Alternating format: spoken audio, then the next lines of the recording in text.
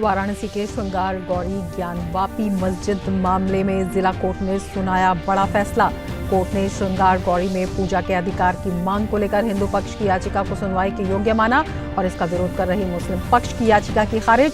मामले में अब अगली सुनवाई 22 सितंबर को होगी।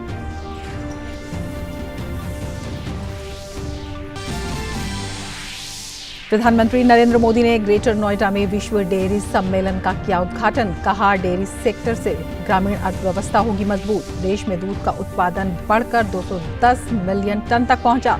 4 दिन तक चलने वाले सम्मेलन में 50 देशों के 1500 प्रतिभागी ले रहे हैं हिस्सा।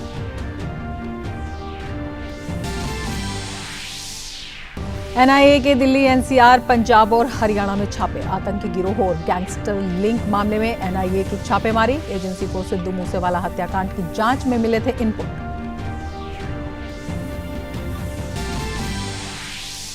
भाजपा ने आज फिर आप सरकार के खिलाफ खोला मोर्चा। भ्रष्टाचार निरोधक शाखा में दिल्ली स्कूलों में कक्षा निर्माण के मामले में सौंपे सबूत। वहीं डीटीसी की लो फ्लोर बसों की खरीद में कथित भ्रष्टाचार की जांच सीबीआई को सौंपने से केजरीवाल सरकार की बढ़ी मुश्किलें।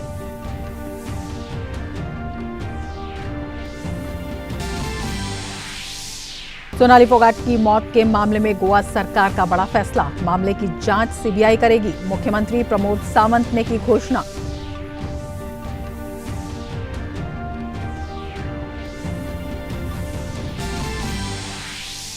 और 19 साल के Spanish tennis star Carlos Alcaraz Garcia ने रचा इतिहास, बने यूएस ओपन के नए चैंपियन। फाइनल में नॉर्वे के कैस्पर रूड को दी मात।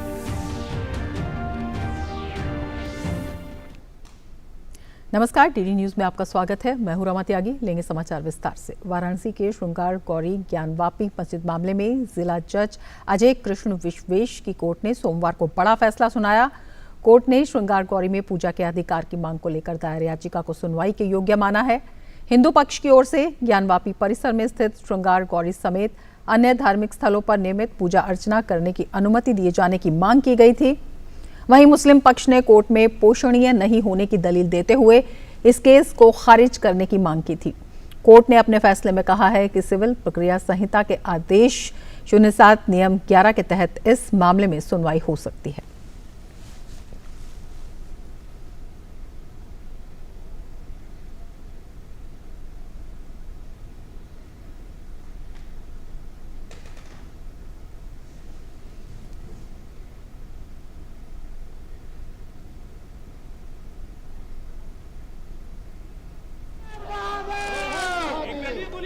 आज कोर्ट ने हमारे सारे आर्गुमेंट्स को मान लिया है।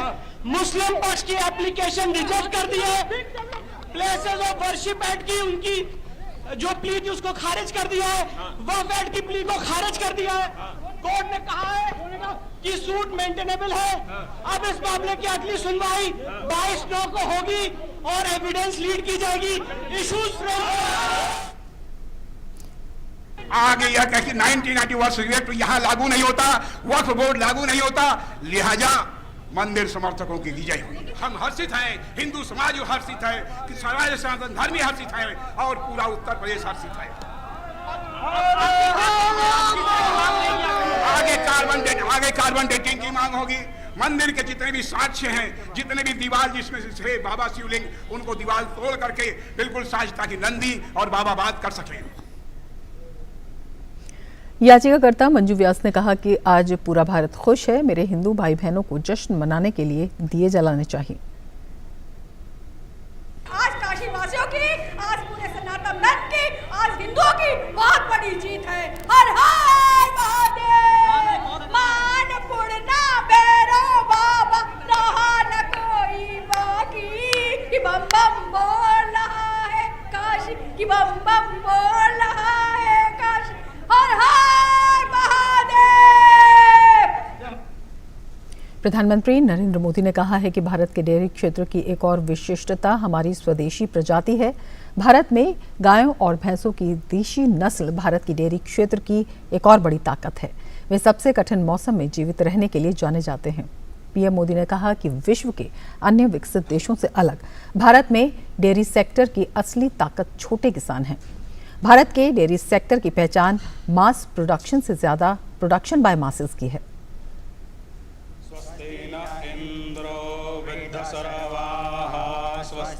भारतीय संस्कृति और इसके समृद्ध विरासत के प्रतीक स्वास्थ्य मंत्र की ध्वनि से गुंजायमान अंतर्राष्ट्रीय डेयरी संघ विश्व डेयरी सम्मेलन 2022 का सम्मेलन, जिसका उद्घाटन प्रधानमंत्री नरेंद्र मोदी ने किया।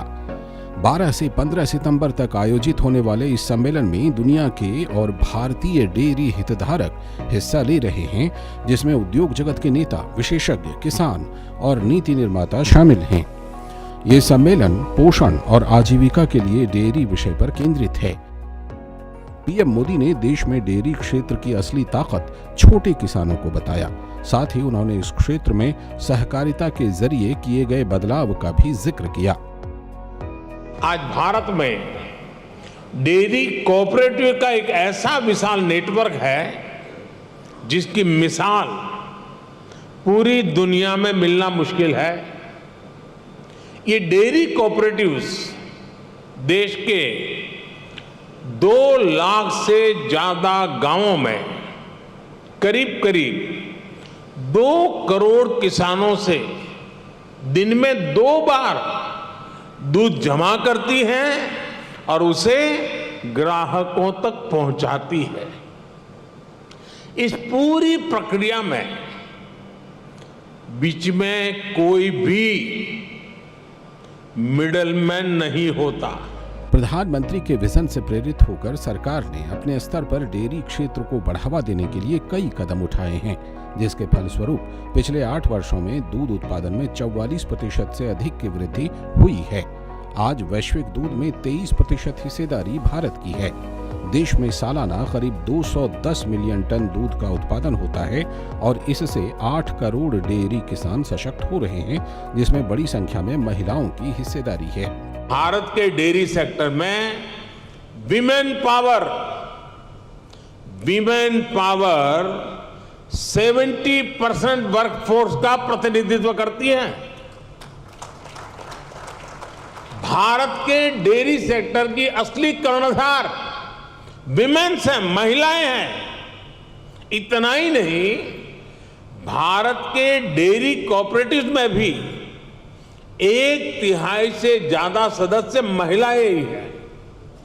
आप अंदाजा लगा सकते हैं, भारत में जो डेयरी सेक्टर 8.5 लाख करोड़ रुपए का है, जिसकी वैल्यू धान और गेहूं के कुल प्रोडक्शन से भी ज्यादा है, उसकी ड्राइविंग फोर्स भारत के ग्रामीण क्षेत्र में रहने वाली महिलाएं हैं, हमारी माताएं हैं, हमारी बेटियां हैं। पीएम मोदी ने कहा कि देश में पशुओं के व्यापक टीकाकरण पर भी बल दिया जा रहा है।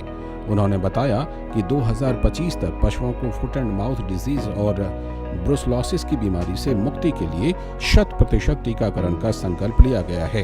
पीएम ने पशुओं में मिल रही लंपी बीमारी का जिक्र किया और कहा कि विभिन्न राज्य सरकारों के साथ मिलकर केंद्र सरकार इसे नियंत्रित करने की कोशिश कर रही है।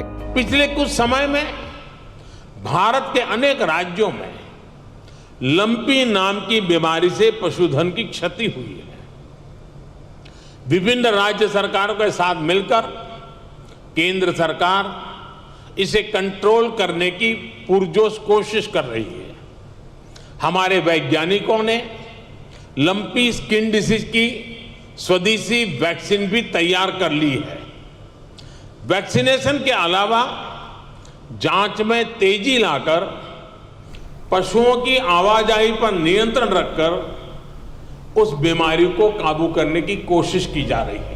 इससे पहले पीएम मोदी ने ग्रेटर नोएडा के India expo centre and mart में लगी प्रदर्शनी का जायजा लिया, जिसमें दूध उत्पादन और इससे जुड़ी विभिन्न प्रौद्योगिकियों को प्रदर्शित किया गया था।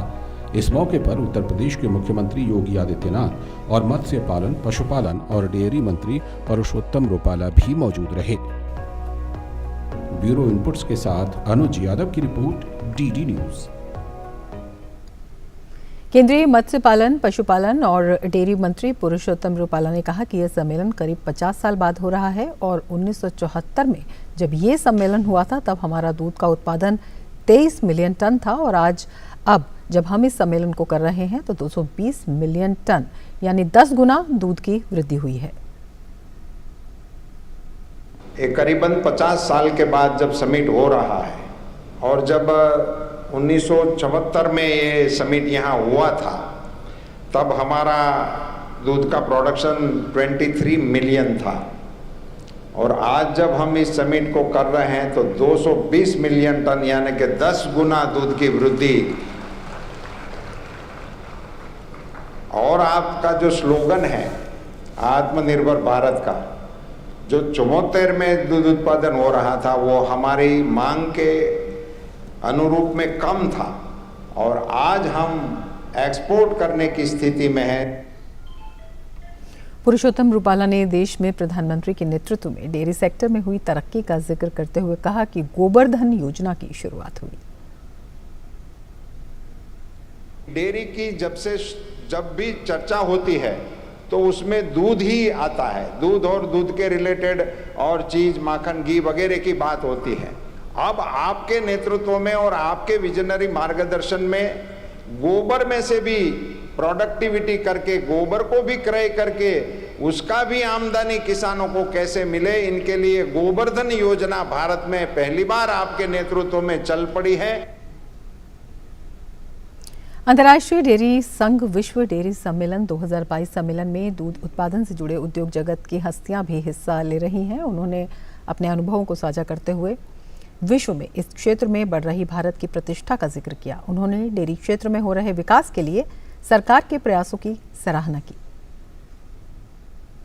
दिल्ली से सटे ग्रेटर नोएडा में अंतर्राष्ट्रीय डेयरी समिट में काफ़ी मिल्क प्रोड्यूसर कंपनियां यहां पर हिस्सा ले रही हैं। आज प्रधानमंत्री नरेंद्र मोदी ने भी इस बात की तरफ इंगित किया कि जिस तरीके से इस क्षेत्र के अंदर संभावनाएं हैं, इस क्षेत्र के माध्यम से अभी आर्थिक तौर पे काफ़ी मजबूत हम बड़ी बड़ी कंपनियों को भी बना सकते हैं, लेकिन किसान को ध्यान में रखते हुए और जिस तरीके से सहकारिता के माध्यम से आज दूध के क्षेत्र में लगातार काम हो रहा है, वो भी एक बहुत बड़ा उदाहरण इस सम्मेलन में देखने को मिल रहा है। उत्पादन जो है वो लगातार दूध का बढ़ा है, तो आप मानते हैं कि इसमें सरकार की जो भूमिका रहनी चाहिए तो इससे काफ़ी मदद मिली है?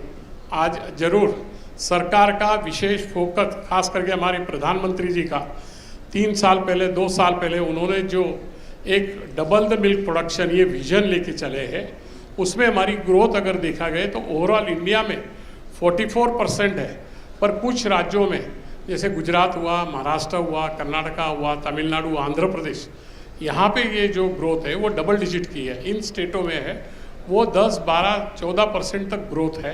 कोऑपरेटिव के माध्यम से इतना बड़ा आंदोलन आपने खड़ा किया, तो आप क्या मानते हैं कि गवर्नमेंट की जो स्कीम्स हैं उसका भी आपको फ़ायदा मिला, और किस तरीके से आप लोगों ने मेहनत की कि आज आपका इतना बड़ा एक कंपनी बनी है? We are by the farmers, of the farmers, for the farmers. Both central government and state government, they have helped Karnataka Milk Federation enormously. आपको लगता है कि सेंट्रल गवर्नमेंट की जो स्कीम्स आई हैं फार्मर्स के लिए, गांवों के लिए, कैटल्स के लिए, आपको लगता है कि उससे जो दूध का उत्पादन है वो काफ़ी बढ़ रहा है? सरकार ने बहुत ही मेहनत की है डेयरी सेक्टर में। हमारी जो कोऑपरेटिव मूवमेंट है वो दुनिया में नंबर 1 है, और इसके लिए बहुत ही सराहनीय काम किया गया है।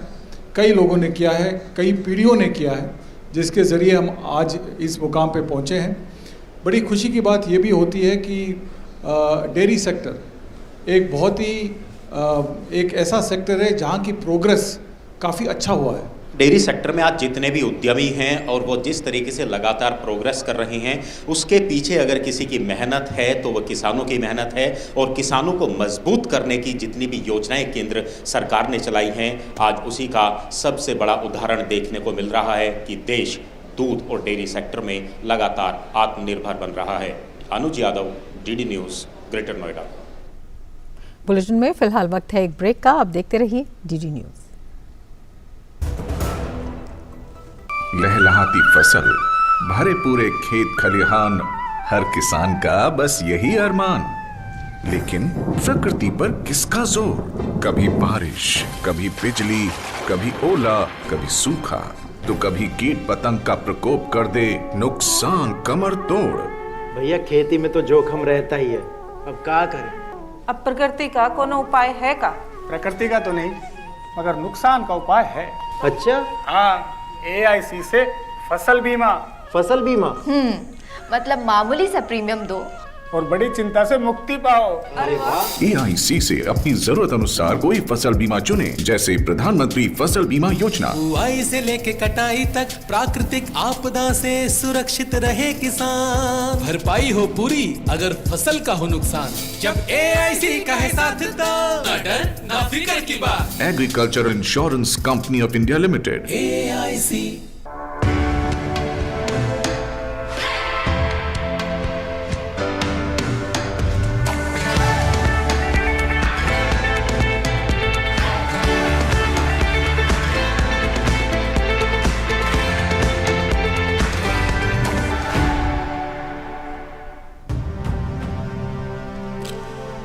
भारत की पोलियो से जीत की कहानी बड़े बड़े शब्दों में लिखी जाएगी, पर इस जीती हुई लड़ाई को कायम रखने के लिए हमें अपने प्रयासों को जारी रखना होगा जब तक दुनिया से पोलियो का खतरा पूर्ण रूप से टल न जाए। खतरा है बरकरार, इसीलिए पोलियो की खुराक पिलाना है हर बार। 2 बूंद हर बार, पोलियो पर जीत रहे बरकरार। ब्रेक के बाद फिर से आपका स्वागत है। आगे बढ़ते हैं। नई दिल्ली में प्रसार भारती और जापान फाउंडेशन के बीच कार्यक्रम आदान प्रदान के लिए एक समझौते पर हस्ताक्षर किए गए। समझौते पर प्रसार भारती की ओर से अपर महानिदेशक और जापान फाउंडेशन की ओर से फिल्म और प्रसारण मीडिया विभाग के प्रबंध निदेशक सोतोको कोजिमा ने हस्ताक्षर किए। समझौते पर हस्ताक्षर और आदान प्रदान प्रसार भारती के CEO मयंक कुमार अग्रवाल और प्रसार भारती के सदस्य वित्त DPS नेगी की मौजूदगी में संपन्न हुआ। समझौते के अनुसार जापान फाउंडेशन DD नेटवर्क पर प्रसारण के लिए प्रसार भारती को जापानी टीवी कार्यक्रमों को प्रदान करेगा।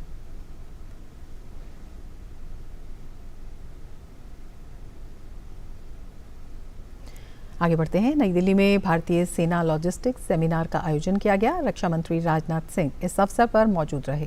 इसके अलावा सेमिनार में सेना प्रमुख जनरल मनोज पांडे, वायु सेना प्रमुख air chief marshal VR Chaudhary और नौसेना प्रमुख एडमिरल R हरि कुमार मौजूद रहे। कार्यक्रम में भारतीय सेना की लॉजिस्टिक्स क्षमता की महत्ता पर प्रकाश डाला गया। इस मौके पर राजनाथ सिंह ने कहा कि लॉजिस्टिक्स का दायरा और युद्ध में उनकी भूमिका लगातार बढ़ रही है। उन्होंने इसके साथ ही कहा कि सही समय पर सेनाओं के पास उचित सामान की पहुंच को लॉजिस्टिक्स सुनिश्चित कर रहा है। धीरे धीरे लॉजिस्टिक्स का दायरा और युद्ध में उनका रोल बढ़ता चला गया। वार की प्रिपेयर्डनेस के अनुरूप राइट टाइम और राइट प्लेस पर राइट क्वालिटी और क्वांटिटी के साथ राइट आइटम्स सेनाओं के पास उपलब्ध हों, इसे इंश्योर करने में मिलिट्री लॉजिस्टिक्स सिस्टम की भूमिका भी स्वाभाविक रूप से बढ़ती गई। जैसा कि हम जानते हैं कि वार्स का सामना भले ही दशकों के अंतराल पर करना पड़े, पर मिलिट्री लॉजिस्टिक्स की तैयारी हमें हमेशा रखनी ही पड़ती है। उन्होंने कहा कि लॉजिस्टिक्स आज देश और विश्व के सभी क्षेत्रों को प्रभावित करते हैं। देश की बिजली आपूर्ति से लेकर मुद्रास्फीति तक में लॉजिस्टिक्स का अहम रोल है। लॉजिस्टिक्स आज नेशनल और इंटरनेशनल इकोनॉमीज के सिग्निफिकेंट कंपोनेंट्स में से एक है। लॉजिस्टिक्स किसी देश में प्रोडक्टिविटी से लेकर इन्फ्लेशन रेट, एनर्जी की कॉस्ट, उनकी अवेलेबिलिटी और इकोनॉमी के अनेक अन्य महत्वपूर्ण एस्पेक्ट्स को यह प्रभावित करता है। अपनी रोजमर्रा की जिंदगी में हम देखें, सुबह उठने से लेकर रात सोने तक लॉजिस्टिक्स से हम दो चार होते ही रहते हैं। हमारा खाना पीना, पहनना ओढ़ना, पढ़ना लिखना या बिजनेस, हर चीज लॉजिस्टिक्स और सप्लाई चेन मैनेजमेंट से जुड़ी हुई है।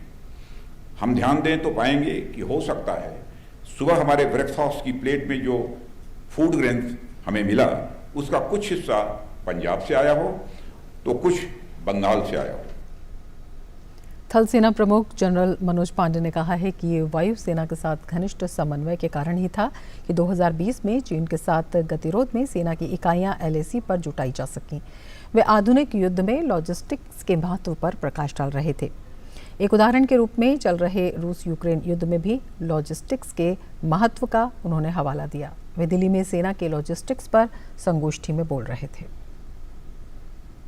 Had it not been for the phenomenal coordination and airlift by the Indian Air Force, timely mobilization of units and formations to eastern Ladakh would not have been possible. A major organizational restructuring has been undertaken by the establishment in the form of Department of Military Affairs, which would also lead to greater integration in operational logistics between the three services. And in this regard, joint logistic nodes are already coming up to induce greater efficiency. राष्ट्रीय जांच agency अर्थात NIA Delhi, NCR, Punjab, Haryana और राजस्थान में विभिन्न जगहों पर संदिग्ध आतंकी गिरोहों और गैंगस्टर लिंक मामलों में छापेमारी कर रही है। एजेंसी को पंजाबी गायक सिद्धू मूसेवाला हत्याकांड की जांच में कुछ इनपुट मिले थे कि गैंगस्टर और आतंकवादियों के बीच आपसी संबंध है। एनआईए ने गोल्डी बरार, लॉरेंस बिश्नोई और भांबिया गैंग के ठिकानों पर छापे मारे हैं। दोनों गैंग्स के कनेक्शन पाकिस्तान कनाडा में बैठे खालिस्तानी आतंकवादियों और पाकिस्तानी खुफिया एजेंसी आईएसआई के साथ भी हैं, जो इन गैंग्स को हथियार पहुंचाने में मदद करते हैं। भाजपा लगातार दिल्ली की केजरीवाल सरकार को घेर रही है। दिल्ली के स्कूलों में कमरे बनाने में बड़े घोटाले को लेकर भाजपा पहले ही लोकायुक्त से शिकायत कर चुकी है। वहीं सीवीसी की रिपोर्ट भी सामने आई है। इस मामले में दिल्ली भाजपा के नेताओं ने एंटी करप्शन ब्यूरो के दफ्तर जाकर सबूतों के रिकॉर्ड सौंपे हैं। दिल्ली भाजपा के प्रवक्ता हरीश खुराना का कहना है कि दिल्ली में केजरीवाल सरकार ने स्कूलों में कमरों के निर्माण में बहुत बड़ा घोटाला किया है। दिल्ली भाजपा के प्रवक्ता हरीश खुराना हमारे साथ है। हरीश, क्या क्या शिकायत की है और ये पूरा मामला क्या? देखिए, आज से 2 साल पहले हम सबको याद होगा, हम भारतीय जनता पार्टी ने स्कूल के कमरों में घोटाला सामने लेके आए थे। उस वक्त हमने कंप्लेन की थी सीबीसी के अंदर, कंप्लेन की थी एसीबी के अंदर, कंप्लेन की थी हमने लोकायुक्त के अंदर। सीबीसी की कंप्लेन आपके सामने आ चुकी है और उसमें तमाम खामियां पाई गई। लोकायुक्त का जो मामला है वो ऑलरेडी चल रहा है और 20 अक्टूबर की डेट है और चीफ सेक्रेटरी को रेफर कर दी गई है। आज हम एसीबी में आए हैं। मेरे साथ कपिल मिश्रा जी हमारे जो भाजपा नेता हैं और नीलकंठ बख्शी जी, हम तीनों जो हमारी जो कंप्लेन थी उसके ऊपर हमने तमाम जो हमारे पास दस्तावेज हैं वो सबमिट कराने और अपना बयान रिकॉर्ड करवाने आए थे। और हम उम्मीद करते हैं कि जो एक कमरा, घर का कमरा 5 लाख में बन जाता है, वो लगभग जो आज जांच में पता लग रहा है लगभग 35 लाख रुपए में कमरा बन रहा है। तो ये जो लूट है बच्चों के कमरों के नाम पे, बच्चों के शिक्षा के नाम पे जो ये खुली लूट की सरकार कर रही है, उसका हम पर्दाफाश निश्चित तौर पे करेंगे और उम्मीद करेंगे कि जो जांच एजेंसी है जल्द से जल्द इन पे कार्रवाई करते हुए आगे करें। आज जो आपने सबूत सौंपे हैं, इसमें क्या क्या जिक्र किया गया और कुल कितने बड़े घोटाले का आरोप लगा? तमाम जो खामियां हैं, जो काफी हद तक तो सीवीसी में जो हमारी जो कंप्लेन थी सीवीसी में सामने आ चुकी है। एक कमरा, जो घर का कमरा 5 लाख में बन जाता है, वो 33 लाख में बना। बहुत सारे टेंडर जो हैं वो ओरल अप्रूवल में बने। 10% से ऊपर अलाउड नहीं है एक्सकेलेशन, वो आपने बिना टेंडर के किया। और जो एक्सकेलेशन कॉस्ट हुई 25 करोड़ की अगर सेक्शन कॉस्ट है, आपने 72 करोड़ का उसको टेंडर कर दिया बिना किसी रीटेंडर के। आपने उसी ठेकेदार को जिसपे पेनल्टी लगनी चाहिए थी, आपने उसके ऊपर पेनल्टी ना लगाते हुए आपने उसको फायदा पहुंचाया। ये तमाम ऐसी चीजें जो दस्तावेज हमारे पास थे वो आज हम सबमिट कराने आए हैं और यही सब जो डॉक्यूमेंट थे उसी सीवीसी की रिपोर्ट में भी थे और सीवीसी की रिपोर्ट हमारी कंप्लेन के आधार पे सीवीसी ने ऑलरेडी उसके ऊपर संज्ञान ले चुके हैं। धन्यवाद। हरीश खुराना बता रहे थे कि किस तरह से आज दिल्ली के एंटी करप्शन ब्यूरो आए थे सबूत देने, अपना जो इन्होंने शिकायत की थी 2 साल पहले, जिसकी सीवीसी रिपोर्ट आ चुकी है। दिल्ली में जो स्कूलों में कमरे बने उसमें घोटाला हुआ है, कमरों की जो लागत है वो बहुत बढ़ चढ़कर दिखाई गई और टेंडर प्रक्रिया का पूरी तरह से पालन नहीं किया गया। ये आरोप है बीजेपी नेताओं का और इसको लेकर तमाम डॉक्यूमेंट और सबूत देने anti corruption bureau Delhi BJP के नेता आए थे। कैमरामैन मोहित के साथ शैलेंद्र मिश्र, डीडी न्यूज, दिल्ली। सोनाली फोगाट की मौत के मामले की जांच अब सीबीआई करेगी। गोवा के मुख्यमंत्री प्रमोद सावंत ने आज इसकी घोषणा की। उन्होंने कहा कि सोनाली फोगाट की बेटी यशोधरा फोगाट की मांग पर राज्य सरकार ने इसे सीबीआई के सुपुर्द करने का फैसला किया है। उल्लेखनीय है कि गोवा के एक रेस्टोरेंट में 23 अगस्त को सोनाली फोगाट की मौत हो गई थी। उन्हें रेस्टोरेंट से अस्पताल पहुंचाया गया। अस्पताल में डॉक्टरों ने उन्हें मृत घोषित कर दिया था। अभी तक इस मामले में गोवा पुलिस ने सोनाली के पीए सुधीर सांगवान और उसके साथी सुखविंदर को गिरफ्तार किया है। इस मामले में सोनाली फोगाट की बेटी यशोधरा फोगाट ने प्रधानमंत्री नरेंद्र मोदी को चिट्ठी भी लिखी थी और रविवार को भी ये मांग की थी कि सोनाली फोगाट केस की जांच सीबीआई से करवाई जाए। सोनाली फोगाट के केस की इन्वेस्टिगेशन इज गोइंग ऑन, लेकिन मैं इसके ऊपर कहते वक्त मुझे लगता है कि लोगों की डिमांड है वहाँ से कंटिन्यूसली कि ये केस सीबीआई के पास देने चाहिए। उनकी बेटी की भी डिमांड थी हमें उस केस में यानी हमारे पुलिस के ऊपर पूरा भरोसा है और डेफिनेटली जो बहुत अच्छी तरह से इन्वेस्टिगेशन कर रहा है, बहुत अच्छे क्लूज भी उनको मिले हैं, लेकिन लोगों की डिमांड ध्यान में रखते हुए और उनके बेटी की कंटिन्यूसली डिमांड ध्यान में रखते हुए मैंने प्रेस मीडिया में भी बाकी भी मुझे रिक्वेस्ट की है कि वो सीबीआई के पास दे देना चाहिए, और फिर आज हम वो केस सीबीआई के पास दे रहे हैं। असम से 2 संदिग्ध आतंकियों को गिरफ्तार किया गया है। पुलिस ने मोरीगांव जिले में अंसारुल बांग्ला टीम से जुड़े 2 संदिग्ध आतंकवादियों को गिरफ्तार किया है। गिरफ्तार संदिग्ध आतंकियों की पहचान मुसादिक हुसैन और इकरामुल इस्लाम के रूप में हुई है। इकरामुल एक इमाम है और उसे नागांव जिले से गिरफ्तार किया गया था। वहीं राज्य पुलिस ने हुसैन को मोरीगांव जिले के मोहिराबारी इलाके से गिरफ्तार किया। पिछले महीने मोरीगांव जिला पुलिस ने धार्मिक शिक्षण संस्थान के परिसर में एक आतंकी मॉड्यूल का भंडाफोड़ किया था। आतंकी संगठनों से जुड़े होने के आरोप में इमाम और मदरसा शिक्षकों सहित लगभग 40 लोगों की गिरफ्तारी भी की गई। सुप्रीम कोर्ट ने हैदरपुरा एनकाउंटर में मारे गए आमिर मागरे के शव को अंतिम संस्कार करने के लिए कब्र से निकालने की मांग ठुकरा दी है। कोर्ट ने कहा कि मृतक को धार्मिक रीतियों के मुताबिक ही दफनाया गया था। आमिर के पिता ने मांग की थी कि बेटे के शव को मौजूदा जगह से निकालकर दोबारा दफनाने की मंजूरी दी जाए। सुप्रीम कोर्ट ने हाई कोर्ट के आदेश के उस हिस्से को बरकरार रखा है जिसमें परिवार को 5 लाख रुपए देने और कब्र पर प्रार्थना करने की अनुमति दी गई थी। पिछले साल हैदरपोरा मुठभेड़ में आमिर मागरे समेत 4 लोगों की मौत हुई थी। इसके साथ ही इस बुलेटिन में फिलहाल इतना ही। नमस्कार।